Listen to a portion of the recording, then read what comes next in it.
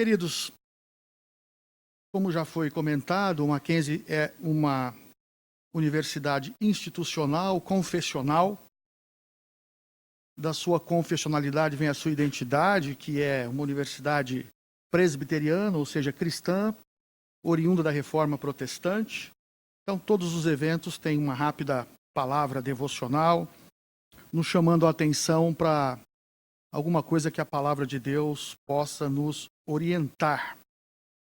E hoje o tema é fundamental, é importantíssimo, porque não só as questões legais do direito estão mudando em relação ao trabalho, mas até as profissões estão mudando. Antigas profissões desaparecem e novas formas de ver o trabalho se constroem. E a Bíblia fala muito sobre esta relação que de uma forma ou de outra sempre vai existir entre o empregador, o empregado, o patrão, o funcionário, ainda que o patrão cada vez mais seja o mercado, né? Ainda que muitos estão empreendendo de suas próprias casas ou de forma autônoma, ainda assim há relacionamento constante. E a palavra de Deus vai nos orientando algumas coisas sobre isso. No livro de Tiago, o servo de Deus vai falando no seu capítulo 5 sobre o melhor uso da riqueza. Ele vai escrevendo aqueles que são mais aventurados em relação aos mais desventurados, e ele vai falando da responsabilidade que essas pessoas têm que ter em relação ao correto uso do dinheiro, do capital, e vai tentando regular algumas coisas aqui, e termina esta passagem dizendo: portanto, aquele que sabe que deve fazer o bem, e ele está falando neste contexto, o bem ao outro, ao próximo, mas no contexto mais específico das relações profissionais de trabalho, aquele que sabe que deve fazer o bem e não o faz, nisso está pecando. Ele considera pecado, ou seja, erro segundo o entendimento da vontade de Deus, o mau uso dos relacionamentos e das relações profissionais. E o tema é as relações do trabalho no século XXI. E o que nós podemos depreender de toda esta fala aqui do apóstolo Tiago e mesmo da palavra de Deus, é que nós precisamos rever muitas coisas mesmo, para que essas relações possam produzir bem, possam produzir não só bem de consumo, não só bem de capital, mas o principal bem. E hoje muitos empresários estão acordando para isso, o bem das pessoas. Nós precisamos de relações mais humanas, em detrimento de relações de disputa, como muitas vezes vivemos. Se você não assistiu, assista um filme. Eu não sei mais como você pode encontrar isso, só talvez aí pelo computador, chamado O Corte. Um filme francês, em que, eu não vou dar spoiler aqui, eu estou pedindo para você assistir o filme, mas procure, em que essas relações são bem mostradas na sua forma mais voraz do capitalismo selvagem, né? Em que as pessoas vão passando umas por cima das outras para manter, né, o seu emprego, e há uma relação de disputa em que muitas vezes as características éticas de relações pessoais, as ações morais são deixadas de lado. Nós precisamos de relações mais humanas, de qualquer maneira, seja de que tipo for, nem que hoje, por causa da tecnologia, se relacionem-se muito as pessoas pelo computador, pelo Facebook, pelo Instagram, pelo celular, ainda assim as relações precisam ser humanizadas, até nisto, para não ficarem tão impessoais. Nós precisamos de relações em que as pessoas aprendam a construir, a dar de si, a pensar um pouco na melhoria, na qualidade de melhoria da vida do outro também. O individualismo, o egocentrismo que cerca a nossa sociedade leva as pessoas a pensarem somente em si mesmas e não estão preocupadas com o que acontece à volta. Nós precisamos de aprender a trabalhar em equipe. Nós precisamos de aprender a trabalhar em equipe para tentar minar um pouco esse individualismo doentio que nos cerca e cada vez mais aumenta na nossa sociedade nos dias de hoje.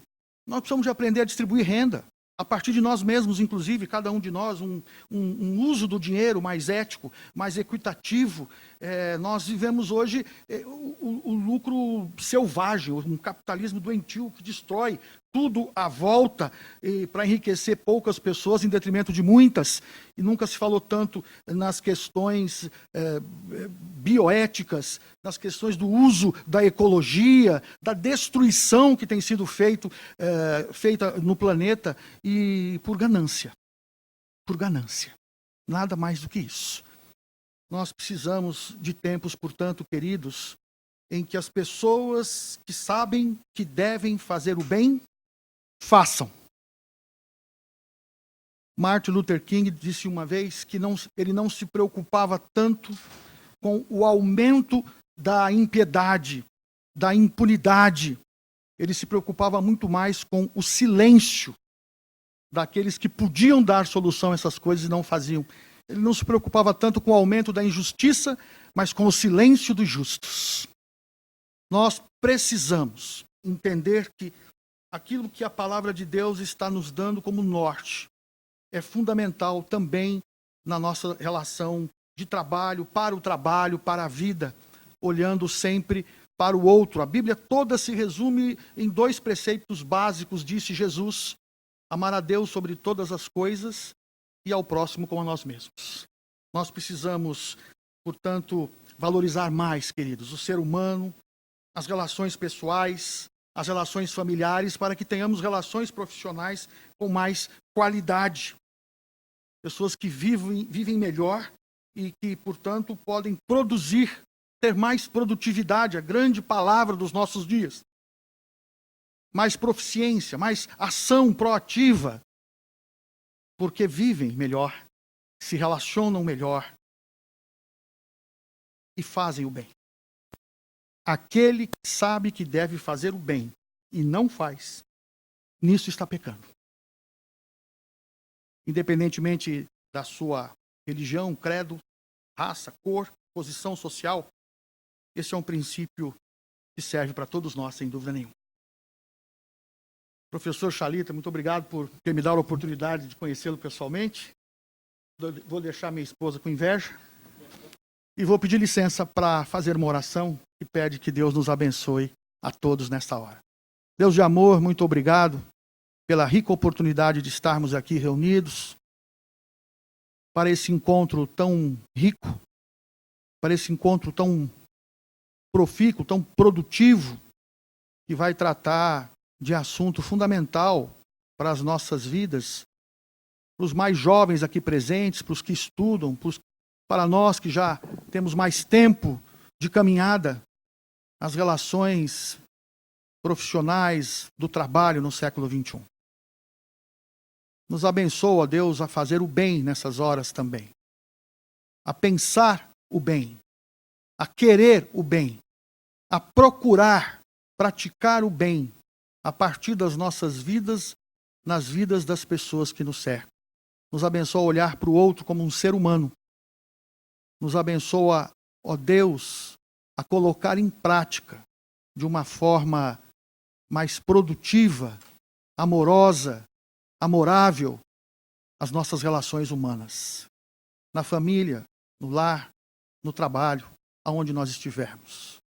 Abençoa a nossa querida Universidade Presbiteriana Mackenzie, palestrante de hoje, todos os que aqui estão, é o que eu te peço, em nome de Jesus, Pai. Amém. Uma honra estar aqui. Quero agradecer as palavras tão generosas do nosso diretor da Faculdade de Direito, o professor Felipe Chiarello. Eu aprendo muito com ele pela sua competência e generosidade. É tão bom quando as pessoas são competentes e generosas ao mesmo tempo. E ele conduz com uma forma tão ciosa aqui a Faculdade de Direito, né, uma das melhores do país, mais tradicionais do país.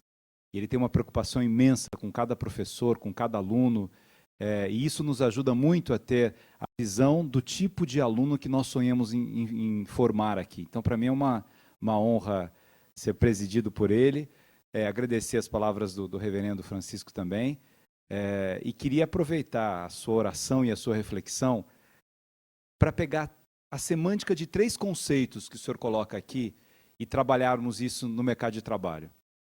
O reverendo começou falando sobre o conceito de bem. O que é o bem? Na visão aristotélica, não tem mal, só tem o bem. Ou existe o bem, ou existe a ausência do bem. E quando eu conheço o bem, eu preciso ter uma compreensão profunda do que é esse bem. Nas minhas ações eu tenho que agir assim.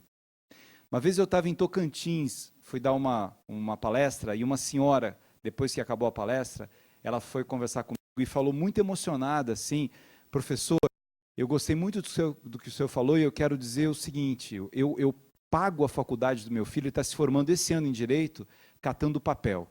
Eu sou catadora de papel, com muito orgulho eu sou catadora de papel, e esses anos todos eu paguei a faculdade do meu filho catando papel, e agora ele vai se formar em Direito. Eu falei, parabéns, que coisa linda. O que a senhora sonha para o seu filho? Assim, o que eu sonho? Eu falei, a senhora quer que ele seja advogado, juiz, promotor? Pergunta meio comum da área do direito, delegado. Ela falou, olha, eu sonho que ele seja bom. Se ele for bom, tanto faz. O sonho daquela mulher catadora de papel é que o seu filho seja bom, que ele tenha compreensão da extensão do conceito da bondade. O que significa, numa dimensão de duas inteligências, da inteligência intrapessoal e da inteligência interpessoal, fazer o bem? Qual é a diferença dessas inteligências? A intrapessoal sou eu comigo mesmo. E a interpessoal é a relação que eu tenho com o outro. Aí vem a segunda palavra do reverendo, que é a ganância. A gente diz que o direito só existe por causa da ganância. Se os homens não fossem gananciosos, se não quisessem mais do que deveriam ter, nós não precisaríamos nem organizar as relações jurídicas. Mas a ganância, ela é um equívoco da visão humana quando eu não converso comigo mesmo. É tão interessante que a gente vive um mundo conectado, em que as informações estão mais disponibilizadas, que eu posso saber o que acontece no mundo todo, e eu tenho uma profunda dificuldade de conversar comigo mesmo. Vejam como a gente pensa pouco. E quando a gente pensa pouco, volta ao conceito de bem, eu não sei nem quem eu sou. Eu vou sendo levado por uma ganância, por erros atrás de erros, por equívocos da minha dimensão gananciosa. Tem uma série linda agora na Netflix chamada Olhos que Condenam, que eu falo para o pessoal de direito assistir para pensar muito sobre aquilo, e que mostra a história de 5 adolescentes que estavam num parque, no Central Park, em determinado dia, que do outro lado houve um estupro. E uma promotora cisma que foi um deles, por 2 erros que ela cometeu na sua ganância. Pelo preconceito, porque eles eram latinos e negros, e pela precipitação, que ela queria resolver logo o problema. Você acompanha o primeiro episódio, dói na alma, ver aqueles adolescentes, um tinha 13 anos de idade, nunca beijou uma mulher na vida, acusado por estupro. E há um diálogo entre as 2 promotoras, lá uma promotora chefia a investigação e a outra promotora faz o júri, o diálogo entre as 2, e essa que é para o júri, falou assim, mas cada vez mais eu estou achando que não foram eles. Porque tudo que a gente faz, os exames todos que foram feitos, né, do sangue, do DNA, tudo, não dá. Ah, mas tinha um outro, mas eles estavam. Mas eu não estou convencida disso. Aí essa diz para a outra, mas a gente já tem opinião pública do nosso lado, a imprensa está do nosso lado, agora não dá para voltar atrás. Então eu não volto atrás, mas eu deixo 5 pessoas presas por 13 anos, sem terem cometido absolutamente nada daquilo. O que ficou preso por mais tempo nem no parque estava. Ele só foi acompanhando o seu amigo. E demorou para a história ter um desfecho. A justiça, ela é cheia de injustiças pela ganância do ser humano. Porque essa promotora também queria holofote, poder, e ela não refletia o poder que ela tinha nas mãos ali de construir ou de destruir. Porque a minha inteligência, eu comigo mesmo, está ruim. Para que eu tenha uma inteligência, eu comigo mesmo, intrapessoal, eu tenho que saber para onde eu vou. Eu não serei um empreendedor se eu não souber para onde eu vou. Como você entrar num barco e perguntar para o barqueiro, estamos indo onde? Olha, um dia eu vou comprar um barco maior. Não, mas a gente está indo onde? Um dia eu vou ter um barco com ar-condicionado, com serviço de bordo, com gente atendendo. Mas senhor, o senhor está indo para onde? Eu não sei onde é que eu estou indo. Porque eu não converso comigo. Eu não tenho um diálogo comigo mesmo em que eu reflita, mas o que eu quero da minha vida, que lugar eu quero estar no mundo. É tão bom a gente fazer o que a gente gosta. A primeira palavra foi o bem, o segundo o ganancioso, e ele terminou a reflexão falando do maior mandamento, que é o mandamento do amor. O amor, ele nos retira da multidão e nos faz únicos. A gente vê um monte de gente que corre de um lado do outro, você pega ônibus, pega metrô, mas você chega em casa, quando você vê o seu pai, ou sua mãe, ou seu marido, ou sua mulher, ou seu cachorro, qualquer pessoa que sabe que você tem um significado para ele, você pensa que se você deixasse de existir, você ia fazer falta para alguém. Amor. A dimensão do amor, a complexidade do amor, que faz com que eu me pergunte onde eu quero estar. É aqui que eu quero estar? É numa sala de aula que eu quero estar? Quando o Felipe fala que eu marquei a vida dele porque ele é generoso, não tem elogio maior, não tem prazer maior do que um professor encontrar um ex-aluno e ele fala assim, professor, o senhor mudou a minha vida. Como é bonito isso. Porque nós, professores, nós abrimos as janelas, as possibilidades para os nossos alunos. É tão interessante, né? Você pega o aluno no primeiro dia de aula tímido, com medo de falar, você termina um ano, você vê a grandiosidade dele, fala assim, meu Deus, olha isso, olha a segurança, eu fui um instrumento para isso, mas é ali que eu quero estar. Domingo eu fui em Águas de Lindóia dar uma palestra para professores, e eu gosto muito de trabalhar com professores. E aí quando você acorda às 5 horas da manhã, domingo, na hora que você acorda e fala assim, pô, domingo, por que eu marquei isso no domingo? Mas quando eu cheguei em Águas de Lindóia, e aqueles professores todos, aí a gente agradece a Deus e fala assim, mas é aqui que eu gostaria de estar. Qual é o lugar que eu quero estar no mundo? Qual é a consciência que eu tenho daquilo que eu faço? Que profissão eu vou seguir? Eu vou empreender em que área? Que empresa eu quero criar? O que eu quero fundar? Se eu não tiver dentro da minha mente um norte como barqueiro, se eu não souber para onde eu estou indo, se eu fizer alguma coisa por dinheiro apenas, dinheiro não está errado, você ganhar bem por aquilo que você faz, essa não é a questão, mas isso é um meio, não é o fim. Família muito simples culturalmente, né? Meu pai era um homem rico lá em Cachoeira Paulista quando eu nasci, era um empresário e tal, mas nunca estudou. Ninguém em casa nunca estudou. E minha mãe não deixava a gente ler porque ela achava que estragava a vista. Então ela comprava livros por metro, né, tinha enciclopédias, e ninguém lia em casa, né? Eu acabei lendo muito no asilo, que minha mãe fazia um trabalho voluntário no asilo, eu ia com ela no asilo, daí que eu virei escritor e tal. Mas quando eu fui me formar em filosofia, foi minha primeira faculdade antes do direito, meu pai chorava muito, porque primeiro da família dele, ele nunca estudou, meu pai aprendeu a escrever desenhando, né? E era um filho com diploma universitário, era o primeiro da família dele, né? E chorava, chorava, e eu fui o orador da turma. Quando eu desci para beijar meu pai, né, eu falei, pai, esse diploma é seu, né? Minha mãe, eu não sei para que essa choradeira, ele foi fazer um negócio que a gente não sabe nem para que serve. O que é essa tal de filosofia? Meu pai, ô meu amor, eu também não sei para que serve, mas não deve de ser coisa ruim, não. É a formatura dele. A simplicidade das pessoas nos ajudam a ser quem nós somos. A você olhar para dentro de você mesmo e falar assim, poxa, eu estou tendo oportunidades que meu pai não teve. Eu tive condições de trilhar um caminho que eles não tiveram. Volta à palavra de Tiago, a minha responsabilidade é maior, porque eu tive mais acesso à informação, eu pude ser mais justo, eu pude ser mais elegante, eu pude ser mais educado. Eu não consigo compreender um professor que não seja bem educado. Um educador que não é bem educado, ele mata a profissão dele, porque educador é educado. Eu sou alguém que educa porque eu acredito nisso. Que eu tenho essa visão de humanidade significativa para mim, porque eu acredito no bem, porque eu não acredito que a ganância vai me levar em lugar nenhum, mesmo vivendo numa sociedade competitiva. Na relação intrapessoal, nós vamos aprendendo que nós vamos resolver os problemas conjuntamente. Antigamente, uma empresa, ela contratava uma pessoa, se ela fosse geniosa, desde que fosse genial, ela contratava. Não, esse cara é insuportável, ele é genioso, mas ele é genial, vamos contratar. Hoje ninguém quer ninguém genioso. Até porque você sabe que as pessoas não resolvem as coisas sozinhas. Você resolve em equipe, em grupo. É um agir coletivo, é um prazer coletivo você trabalhar num lugar, sabendo que cada um está desenvolvendo uma parte daquele processo, que vai ajudar você a ter uma outra visão de onde eu quero estar no mundo. Não tem profissão mais digna do que a outra. Nós é que emprestamos dignidade às profissões. Eu posso ser um taxista, cioso do meu lindo ofício de ser taxista. Eu posso ser pedreiro, cioso da beleza que é trabalhar numa construção.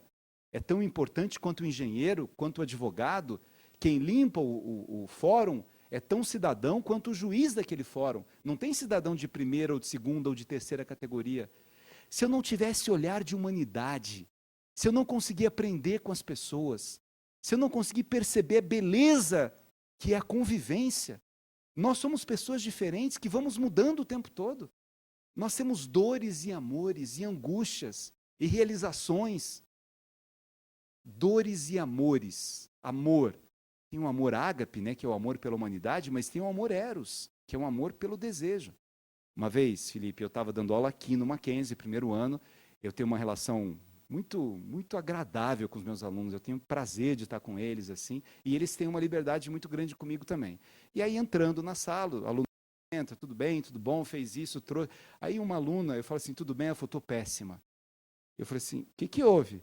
E aí um outro fala, tal, e eu acabei, não soube porque ela estava péssima. Aí começa a aula, eu estava dando uma aula sobre Kelsen, né, que é um filósofo positivista do direito. Aí ela olha e fala assim, pô, professor Chalita, que decepção, hein? O senhor que se diz nosso amigo, a gente acha que tem liberdade com o senhor, eu falo que eu estou péssima e o senhor não está nem aí para mim, né? Eu falei, me desculpa, vamos conversar depois da aula então. Não, mas eu estou péssima agora, não estou péssima depois da aula. Eu falei assim, qual é a sua sugestão? Você quer sair, conversar um pouco comigo? Então, eu falei, não tenho segredo para eles não, posso falar aqui. Eu falei, bem, então pois não, pode falar, o que você quer falar? Não, eu queria que o senhor me explicasse na filosofia por que homem não presta. Porque homem não presta. Eu queria entender por que homem não presta. Você está falando de mim? Não estou falando do senhor, estou falando do meu ex-namorado, especificamente dele. Posso contar o que ele fez? À vontade. Aí ela conta lá o que fez o namorado, e aí vira e fala assim, o pior é o oitavo que faz a mesma coisa comigo. O que o senhor acha disso, professor? Eu falei, olha, aí um aluno levanta a mão, professor, posso falar uma coisa? Eu falei, fica à vontade. Não, ela tem razão.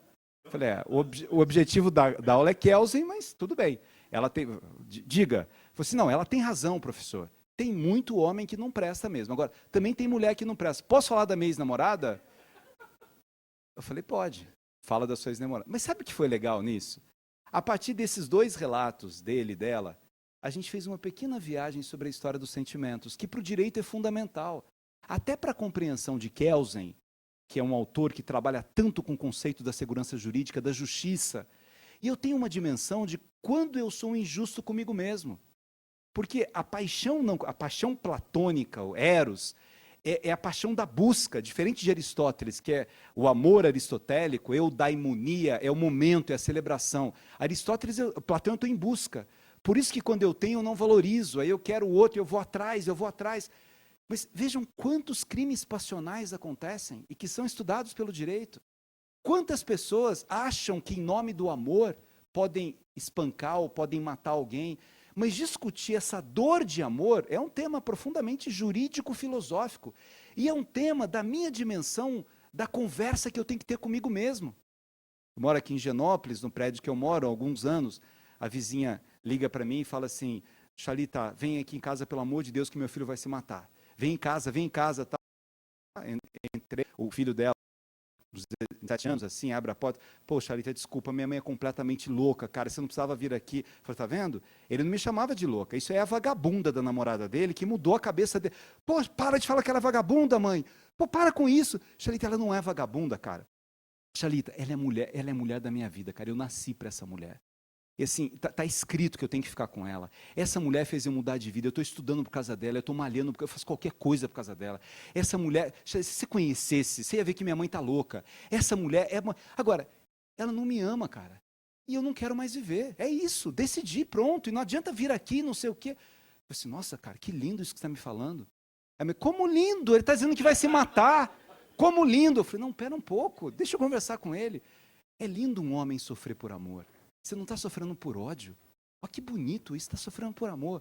Aí eu fiquei ali, conversei com ele, contei histórias minhas, contei histórias, né, de Sartre, de filosofia, de dores de amor, e eu vi que ele estava super calmo, eu fui embora. Bem, passam 7 meses, eu estou lançando um livro no shopping, né, e ele está com a menina na fila, né, e vindo, quando ele estava perto de mim, eu levantei ele assim. Evidentemente, eu sou uma pessoa discreta, eu não ia dizer nada, né? Mas aí ele chega, e quando ele me abraça, ô professor, obrigado, pelo amor de Deus, não conta aquela história. Né? Falei, não, essa é a mulher da minha vida, essa é a mulher da minha vida. Cara, ela foi escrita, nós dois, não sei o quê. Mas ele estava errado na primeira ou na segunda? Não, são os meus sentimentos. Aristóteles dizia, não tenho o que eu fazer com os meus... Platão queria que a gente controlasse os sentimentos. Aristóteles disse, você não tem poder sobre os seus sentimentos. Você pode saber o que fazer com o sentimento que você tem. Depois daquele sentimento, você começa a ter um diálogo, né? Ele dizia, você tem a sensação do sentimento, o pensamento e a ação. Quando você não tem o pensamento, é um problema. Aí pessoas se matam realmente por causa disso. Mas se eu consigo passar isso pelo crivo do pensamento, eu vou tendo a compreensão que aqueles elementos vão moldando quem eu sou e que aquela dor também é importante para a minha vida. A dor me humaniza. Chorar de amor me faz mais humano. Saber que eu estou amando alguém que não me ama, saber a dor que eu estou sentindo, saber a falta que o outro faz, vai me ajudando a compreender um buraco que há dentro de mim que alguém ocupa. E de repente eu vou percebendo com o tempo que haverá outros momentos para que eu vá me reconstruindo. Isso é fundamental, minha gente, porque quando a gente pensa no mundo do trabalho, hoje, as pessoas mais problemáticas nas relações de trabalho são pessoas problemáticas com elas mesmas. Porque eu sou na companhia que eu trabalho, na empresa que eu trabalho, no instituto que eu trabalho, a mesma pessoa que eu sou na vida. E eu acabo não tolerando a felicidade do outro pela minha infelicidade. Eu estou tão mal comigo mesmo, eu não tenho diálogo comigo mesmo, eu não sei quem eu sou. Eu não consigo compreender o meu espaço no mundo. Em qualquer religião, a dimensão do sagrado, quando a gente olha a dimensão do sagrado lá para os egípcios, a dimensão do sagrado para os gregos, a dimensão do sagrado para os chineses, Lao Tse, todos eles tinham uma visão, uma pergunta para esse sagrado: o que eu quero fazer no mundo? O que eu quero fazer? Marco Aurélio, o pensador Marco Aurélio, dizia assim: você sai na rua e você vai encontrar pessoas justas e injustas, pessoas boas e pessoas não tão boas. Como é que eu me preparo para isso? Como é que eu me lapido para isso? Como é que eu observo as pessoas e ao observar as pessoas, eu compreendo o que elas podem fazer para melhorar quem eu sou? Mas aí vocês falam assim, então tudo no mercado de trabalho é relação? Basta eu analisar o conceito de bem, não ser ganancioso e amar, eu seria um bom profissional? Eu preciso de competência? É claro que eu preciso de competência. É claro que eu preciso de repertório, de ampliação de repertório. Mas tudo isso eu vou tendo quando eu consigo ler livros e ler pessoas. Eu tenho que ler pessoas. Ler pessoas. O que é ler pessoas? É prestar atenção nas pessoas. É ouvir as pessoas. Eu falo para os meus alunos de direito, vocês precisam de 3 coisas aqui para ser um bom profissional, como atitude.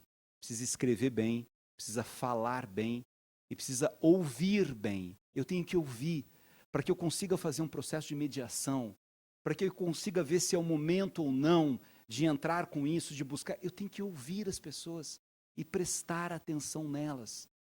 Eu tenho essa grande oportunidade de dar palestras em muitos lugares e conhecer pessoas incríveis. Uma outra história, o professor Felipe gosta de histórias. Eu fui lá em Juazeiro do Norte dar uma palestra na Faculdade de Medicina e eu queria conhecer a igreja do Padre Cícero lá, né? Terra cultural lá. E fui com a reitora, com o prefeito da universidade, a gente chega na igreja e aí vem um homem na nossa direção com um turbante assim no cabelo, né? Bem diferente assim. Aí o prefeito falou, vamos rápido, rápido, que ele não vai parar de falar depois, né? Mas aí ele chegou perto, falei, agora já chegou, né? Aí ele olha assim, né? Assim, Padre João gosta de missa, Padre Antônio não gosta não. Falei, ah, é? Por quê? Não, Padre João chega antes, cumprimenta todo mundo, Padre João tem paciência com a gente, Padre João fica depois, Padre Antônio, tudo de afogadilho. Hoje deve ser Padre Antônio, se fosse Padre João já estaria aqui. Eu falei, você gosta de missa? Ele falou, muito, tocou o sino, eu estou aqui. Eu falei, como é que você chama? Ele falou, Cícero é. Falei, claro, aqui na terra do Paris. Disse, não nasci aqui não, nasci em Palmeira dos Índios, Alagoas, e mudei para cá. O senhor chama como? Eu falei, Gabriel. Lá, o senhor é importante? Eu falei, todo mundo é importante, né? Mas por que você está perguntando? Não, porque se eu fosse uma pessoa importante, eu faria uma lei obrigando todo mundo a ir em velório. Acho muito triste velório com pouca gente. Tinha que ser obrigado a ir em velório. O senhor conhece música de criança, de quando morre filho? Eu falei, acho que não. Posso cantar para o senhor uma música quando morre filho? Aí cantou uma música do folclore nordestino, da morte do filho triste, assim, um pedacinho, né? Falei, nossa. E quando morre pai, o senhor conhece? Eu também não conheço. Aí cantou um pedacinho e tal. Nossa, que interessante. O senhor faz o quê? Eu falei para ele. Ele falou, sou sentinela de velório. Eu falei, o senhor é sentinela de velório? Nossa, que interessante. Eu falei, sou sentinela de velório. Eu falei, me desculpa, assim, o que é um sentinela de velório? Ele falou, o senhor não sabe? Eu falei, não sei. O senhor não sabe o que é um sentinela? E aí ele dava uma gargalhada assim, mas como o senhor não sabe o que é? Eu falei, desculpa, eu estou me sentindo até mal de não saber o que é um sentinela de velório. Ele falou, o senhor sabe o que é carpideira? Eu falei, carpideira eu sei, aquelas mulheres que você pagava para chorar no velório, para fazer todo mundo chorar. Sentinela é isso? Não. Sentinela faz a mesma coisa, mas não cobra, porque acredita que tem que chorar. Eu choro em tudo quanto é velório. O senhor conhece sino triste de velório? Eu falei, conheço. Então, tocou o sino e eu estou lá, chorando. Nossa, mas você chega e já chora? Assim, todo velório você chora? Ele falou, é. Eu falei, qual foi o velório mais triste que você já foi? Aí ele para e começa a chorar. Eu falei, não precisa falar. Eu falei, não, o senhor me dá um abraço? Aí eu dei um abraço nele, né? Ele chorando, eu falei, desculpa, eu não devia ter perguntado isso, né? Aí ele para, olha para mim e fala assim, Gabriel, né? Eu falei, assim, Gabriel, eu tenho problema, eu tomo remédio. Hoje eu tomei remédio, o senhor não sabe como é que eu fico quando eu não tomo remédio. Eu sei que eu tenho problema, assim, eu tenho muita dificuldade. E minhas irmãs têm muita vergonha de mim. Minhas irmãs lá de Palmeiras dos Índios têm muita vergonha de mim. E o dia que minha mãe morreu, elas não me falaram. Só depois. Eu choro no velório de todo mundo e não pude chorar no velório da minha mãe. Aí eu parei assim, falei, nossa, Cícero. Eu falei, sabe, eu sei que Deus ouve a gente, assim, eu sou muito religioso. E eu queria que Deus me escutasse uma vez só e deixasse minha mãe aparecer na minha frente e eu falar para minha mãe, descansa em paz, mãe. Fica bem, mãe. Vai com Deus, mãe. Mas eu falei, Cícero, você não acredita em Deus? Fala isso, sua mãe está ouvindo, fala. Mãe, fica com Deus. Nossa, ô moço, o Padre João fala a mesma coisa que o senhor. O Padre Antônio nem me ouve mais, fala que eu pergunto toda hora a mesma coisa. E a gente saiu dali, aí eu falei para a reitora e para o prefeito, né? Falei assim, olha, o Cícero deu uma aula para a gente de socio-interacionismo. Em pedagogia a gente chama teoria de Vygotsky, uma teoria socio-interacionista, sem nunca ter lido Vygotsky. O que ele fala do acolhimento, da lei que obriga as pessoas a ir no velório? Tudo que ele falou está ligado a acolher alguém. Qual é o padre que ele gosta? O padre que fica na porta e fica até depois. A dimensão da inteligência intrapessoal está profundamente ligada a isso. Aos poucos, as empresas elas vão se igualando em termos tecnológicos. Uma descobre, a outra compra aquele software, desenvolve. Qual vai ser o diferencial? O humano. É humano. Eu quero chegar num médico, e eu sei que os médicos, grande parte das cirurgias hoje, elas são feitas por aparelhos, por robôs. Mas eu quero um médico que olhe para mim e que olhe na minha alma, que compreenda a minha dor, que tenha compaixão, porque ele ama o que ele faz. Como ele ama o que ele faz, ele vai fazer toda a diferença na minha vida. Eu quero alguém que, ao me contratar, reconheça os talentos que eu tenho e tenha a percepção das imperfeições. Eu tenho que me saber imperfeito. Nós nos imaginarmos sociedade de pessoas perfeitas é um equívoco. O mito da perfeição é um mito incorreto. Nós somos imperfeitos na dimensão das relações humanas, por isso pecamos, por isso falhamos, por isso erramos, por isso precisamos uns dos outros. E é bonito essa visão de que eu sou melhor porque o outro faz com que eu seja melhor. Kant dizia, nesse mundo em que nós vivemos, algumas pessoas nos elevam e outras pessoas nos diminuem. E nós temos esse poder o tempo todo de elevar pessoas ou diminuir pessoas. Uma pessoa que olha para você e cumprimenta e fala boa tarde, você não responde, você já diminuiu um pouco aquela pessoa. E assim, do nada, por que você não respondeu? Ela sorriu para você, por que você não sorriu? Você entrou para comprar alguma coisa ali na lanchonete, pediu, por que você não falou muito obrigado? Por que você não falou bom dia, boa tarde? São as dimensões humanas. No mundo que vai se fragilizando, tem um pensador contemporâneo chamado Byung-Chul Han. Ele é um sul-coreano que mora na Alemanha. Tem um livro chamado Sociedade do Desempenho, a Sociedade da Transparência. No desempenho ele fala assim, as pessoas hoje são medidas pelo seu desempenho. E a gente está matando a visão do Eros, a compreensão da dor de alma que faz parte da minha vida. A humanidade, diz ele, demorou muito para cuidar das dores do corpo. Inventou morfina, penicilina, anestesia. E hoje a gente quer apagar as dores da alma. E às vezes a gente apaga a própria alma. O ano passado, desde que se mede, o índice de suicídios foi o maior da história da humanidade. 800 mil pessoas se mataram. A cada 40 segundos, uma pessoa se mata no mundo. O que é isso? E jovens. Jovens. Nos Estados Unidos, só entre os jovens de ensino médio e faculdade, 50 mil jovens se mataram. Os dados brasileiros não são bons também. Por que as pessoas estão desistindo da vida? Pela incapacidade que eu tenho de conversar comigo mesmo. Inteligência intrapessoal. Eu preciso conversar comigo. Eu preciso aprender a refletir. Eu preciso desenvolver algum elemento da arte da minha vida para que, ao me colocar como um lugar no mundo, eu saiba onde eu quero chegar. Analisem um pouco os grandes empreendedores da história que a gente cita como exemplo. Tem uma minissérie agora falando do Bill Gates, já teve uma falando do fundador da Apple, do Mandela, que é um empreendedor num outro aspecto. Olha o lugar do mundo, como pegando o exemplo do Mandela. Um homem que fica preso quase 30 anos, injustamente, que a mulher está sendo violentada na outra prisão, e que os guardas dizem isso para ele, que ele fica numa solitária lendo poemas para não enlouquecer. Esse homem sai no meio de uma guerra, de uma revolta civil horrenda na África do Sul, 500 crianças foram mortas numa manifestação, e aí a convulsão era tão grande que não tinham o que fazer, tiveram que soltar Mandela. Ele sai, vira presidente da república do país dele, coloca 2 carcereiros na sua mesa de posse como presidente. Os seus irmãos negros queriam que ele se vingasse dos brancos, e ele diz, hoje a gente tem poder para fazer isso, mas se eu me vingar hoje, haverá um branco que vai se vingar dos negros num outro momento, e depois um outro negro dos brancos, e outro branco dos negros. E vai chegar um dia que não vai ter, porque a gente dizimou. A minha aspiração é unir esse país. O ser humano não nasceu odiando o ser humano. Não é natural que a gente se odeie, não é natural. Algum distúrbio aconteceu, alguma ausência aconteceu, e ele se transforma no maior estadistas do nosso tempo, por essa enorme capacidade que ele teve de não se vingar. A atitude da vingança, do ódio, aliás, isso jamais combinaria com a justiça. Eu olho para frente, mas voltemos ao exemplo do barqueiro. Se o barqueiro não sabe para onde vai o seu barco, não adianta ser mais luxuoso ou menos luxuoso, maior, menor.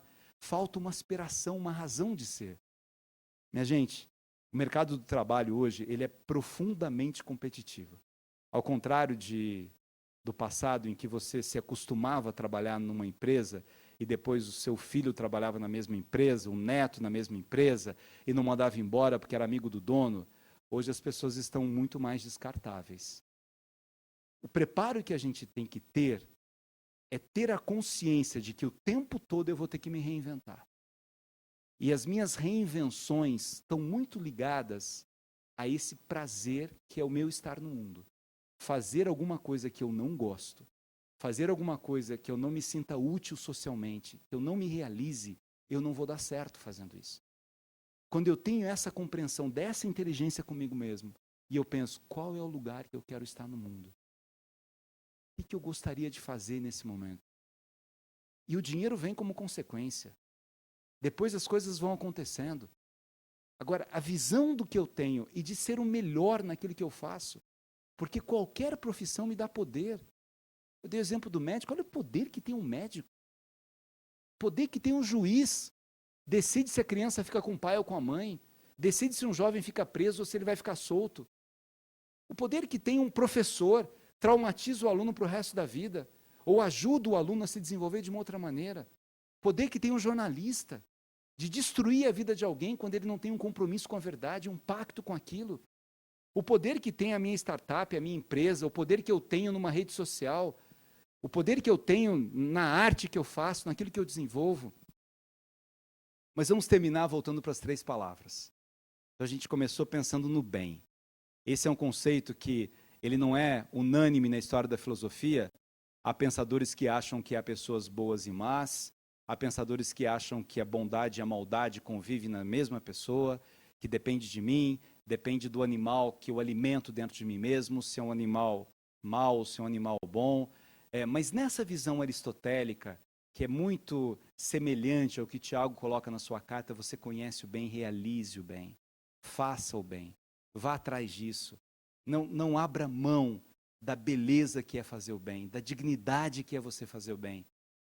E coloque dentro de você mesmo essa visão. O que significa na minha vida fazer o bem? E fazer o bem não precisa ser Nelson Mandela. Você faz o bem cuidando da pessoa que trabalha na sua casa. Você faz o bem respeitando as pessoas com as quais você convive no cotidiano. Você faz o bem para você mesmo. A palavra ganancioso, ela enfeia a vida. A ganância perturba a vida. A ganância destrói aquilo que eu sou. Não que eu não possa ter sonhos de ambição. A ganância é uma outra coisa. A visão de que eu quero aquilo que é o outro, ela me leva a outros pecados, a outras ausências de virtude. A inveja, por exemplo. Dante Alighieri dizia que no inferno, o invejoso, o invevere, aquele que não consegue ver o outro, a pena dele é costurar os olhos com arame enfarpado, para você parar de olhar o outro e começar a olhar um pouco você mesmo. E a terceira palavra, que é o amor. Essa é a mais bonita de todas as palavras. Tudo que a gente faz com amor tem um outro significado. Tudo. A literatura, ela é fascinante, porque a literatura é a história dos sentimentos. Na literatura eu aprendo a amar. Eu aprendo a refletir sobre os meus sentimentos. Por isso que aquele jovem que sofria por um amor não correspondido é melhor do que aquele jovem sofrendo por ódio, querendo se vingar de alguém. Como é que eu compreendo a magnitude da palavra amor? O desenvolvimento da palavra amor. O que é amor? Amor é responsabilidade. Amor não é sair lambendo as pessoas, né? Quando eu falo do amor na relação professor e aluno, o amor está ligado a essa visão de que eu enxergo o outro. Eu tinha uma professora no antigo primário, na escola pública, né? Professora Helena, e ela chegou em agosto, ela olhou para a gente assim e falou: enfim, acabaram as férias. Isso é mais bonito do que dizer eu te amo para o aluno, assim, é aqui que eu quero estar, é com vocês que eu quero estar. É tão legal você chegar num lugar, seja num restaurante, seja num lugar que você vai fazer, e você vê que aquela pessoa gosta de estar ali, que o sorriso dela diz aquilo, o sorriso correto, né? Não o sorriso falso. O sorriso treinado não significa amor, né? Mas a dimensão do amor, a visão do amor, ela é profundamente transformadora no ser humano. Então, meu desejo para vocês aqui, Felipe, é que, ao refletirmos sobre o mercado de trabalho, a gente reflita um pouco sobre a gente mesmo. Primeiro assim, é isso que eu quero da minha vida? Esse é o lugar que eu quero estar no mundo? Eu parei para pensar um pouco nas minhas aspirações. Depois, como é que ao pensar sobre isso eu me relaciono com os outros? Como é que eu consigo expandir isso que eu tenho para os outros? Como é que eu trato quem está do meu lado? Como é que eu percebo as dores e as glórias das pessoas que estão ao meu lado? Como é que eu trato das minhas dores, das minhas feridas, das minhas fragilidades, da minha compreensão da própria humanidade que eu tenho e da força que há em mim de ser um humano melhor? Eu desejo que vocês, ao refletirem nisso, sejam grandes empreendedores e, mais do que bons profissionais, sejam boas pessoas. Porque quando a gente é uma boa pessoa, a gente será um bom profissional. Obrigado.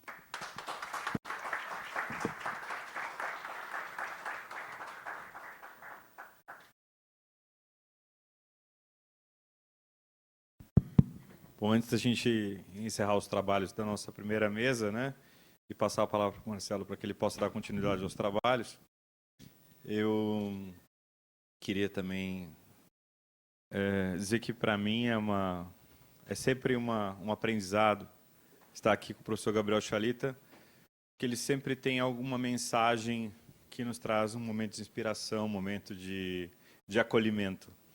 E quando a gente trabalha as questões das dimensões, das relações nas empresas, e termina com essa dimensão das relações que se baseiam no afeto, no amor, no carinho, né, no acolhimento, isso também vai de acordo com a nossa identidade institucional, vai de acordo com aquilo que o Mackenzie acredita, vai de acordo com aquilo que a educação acredita. E nós, como educadores, temos o dever de lutar por isso todos os dias. Eu lembrei, professor, do poeta, né, que era uma pessoa extremamente quadrada, pai do movimento parnasianista, Olavo Bilac, autor do Hino à Bandeira, do serviço militar obrigatório. E, de repente, ele se apaixonou por uma mulher chamada Amélia e escreveu para ela 36 sonetos de amor da Via Láctea. Eu lembro que um trecho me marcou, que ele falava assim: sonhei que me esperavas, e sonhando saí ansioso por te ver. Corria, e tudo ao ver-me tão depressa andando, soube logo o lugar para onde eu ia. E tudo me falou tudo, escutando meus passos através da ramaria. Dos despertados pássaros, o bando, vai mais depressa, parabéns, dizia. E disse o luar, espera que eu te sigo, quero também beijar as faces dela. E disse o aroma, vai que eu vou contigo. E cheguei, e ao chegar disse uma estrela, como és feliz, amigo, como és feliz que de tão perto podes ouvi-la e vê-la. Ora, direis, ouvir estrelas, certo perdeste o senso. E eu vos direi que para ouvi-las muita vez desperto e abro as janelas pálido de espanto, enquanto a lua como um palho aberto cintila. Ao vir do sol, saudoso e em pranto, ainda as procuro pelo céu deserto. Direis agora, tresloucado amigo, que conversas com elas, que sentido tem o que dizem? E eu vos direi, amai para entendê-las, pois só quem ama tem ouvido capaz de ouvir e de entender estrelas. Olavo Bilac. Muito obrigado.